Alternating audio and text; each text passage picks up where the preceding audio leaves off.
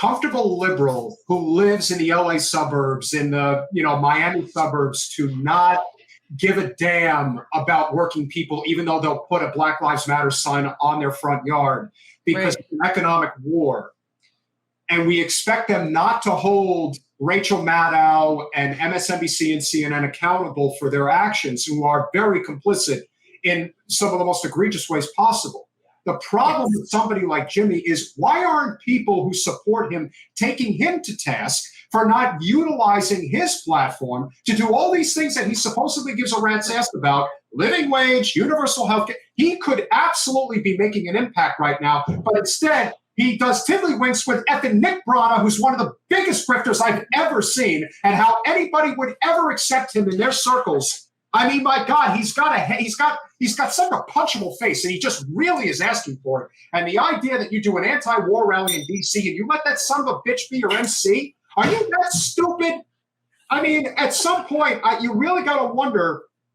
I don't give a damn whether Jimmy wakes up, because we know for Jimmy, this is all about making money. But when are enough people going to look at what he's doing and saying, man, is he ever really going to take like some serious initiative to try to make some type of a galvanized movement with labor, for example? I don't see it. What do you guys think?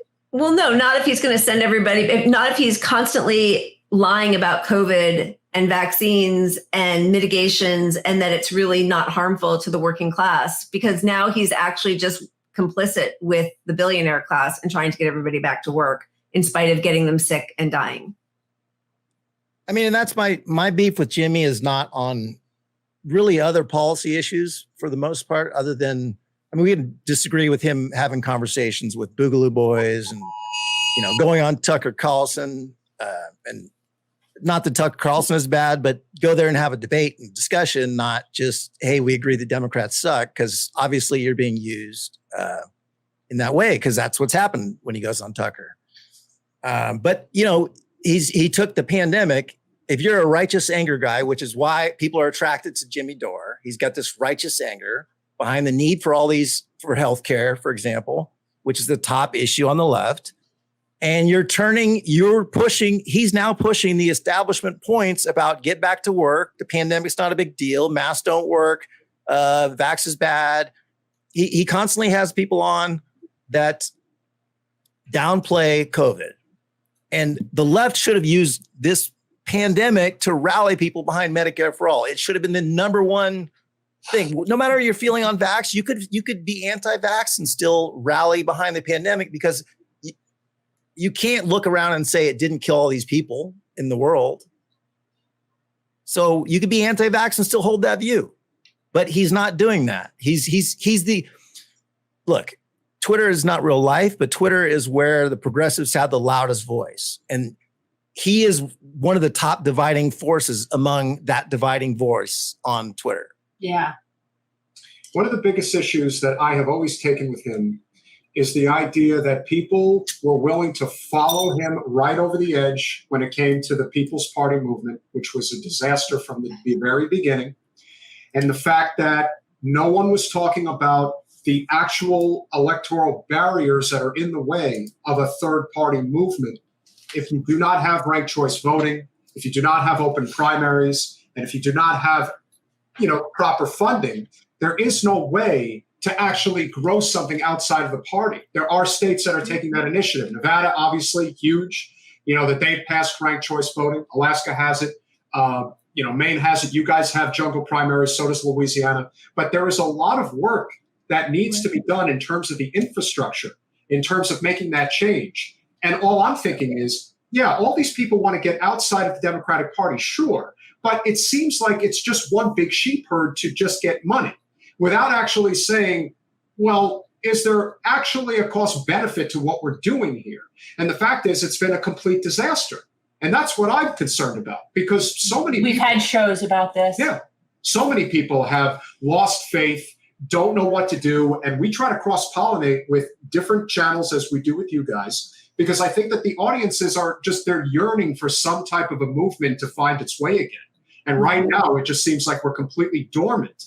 And it's not like the people aren't there. It's not like the desire. We're not dormant. We're just divided. Yeah, but it's not like the desire for universal health care and a living wage has just gone away. People we're unorganized. We are very unorganized. We're unorganized.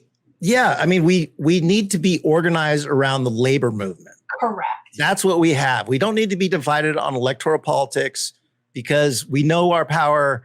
Like the powerful people, the most vocal people on Twitter, the people who have been around pushing progressive stuff on the left, all realize it's a losing game within the party. And it's also a losing game with third parties. It doesn't mean don't build them up, don't fight for progressives within.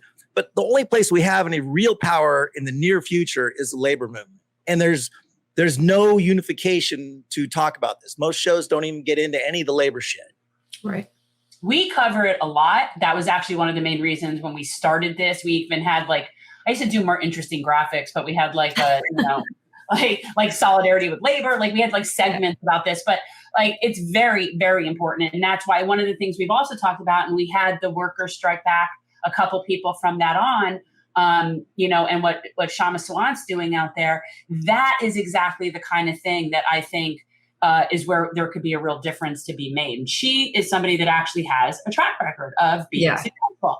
So she's, and I think that she appeals to so many people, like working people.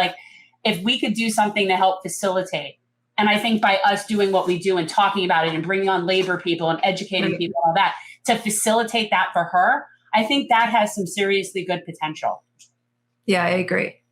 Yeah. I agree. Well, I'm sorry. We have power in places other than, a mayor is different. We don't think about mayors around the world, but mayors have a lot of fucking power. And Sharma showed that. And, we need to follow her suit in that. Yeah. Yeah. The whole fact that the amount of power she had in nonpartisan local politics, and here, when we talk about our nonpartisan local people, nobody does anything. Nobody does anything. Florida is a very bad example. Yeah, that's true. That's true. Again, not to, fall into the trap of talking about Wasserman Schultz, but she has a lot to do with that. She has completely, more or less, run this party into the ground. The decisions that she has been making behind the scenes over the past year plus has been absolutely devastating. And again, as you like to say, pigs get fat, hogs get slaughtered, and that's kind of that. But I do think that you need to kind of hit bottom before people start to realize that it's time for major change. Because if somebody like DeSantis is going to win almost 2 out of 3 votes in Florida, you really have to start looking in the mirror and saying, maybe we need a generational change. Well, and I would also argue that maybe Charlie Crist wasn't the best candidate, but oh my God.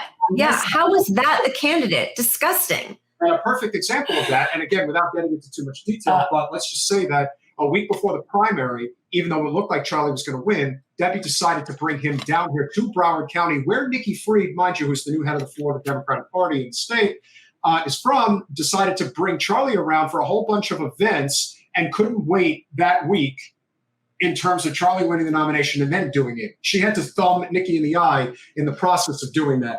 And that's just one example. It's not obviously that degree of significance, but it shows you the lack of leadership and why, not necessarily that the state wasn't leaning red, but the fact that it's become what it's become, the fact that DeSantis has become such a force, the fact that Tallahassee is got so many of these terrible bills and there's nothing that is in the way of stopping them. The mismanagement of the state party led by Debbie in so many ways that people can't see has a lot to do with that. Thanks for watching. If you want to support our mission to transform politics into service, please like this video, subscribe, follow us on social media, and consider joining our Patreon, where you'll get early access to our interviews as well as other exclusive content. Links are in the description. Peace out.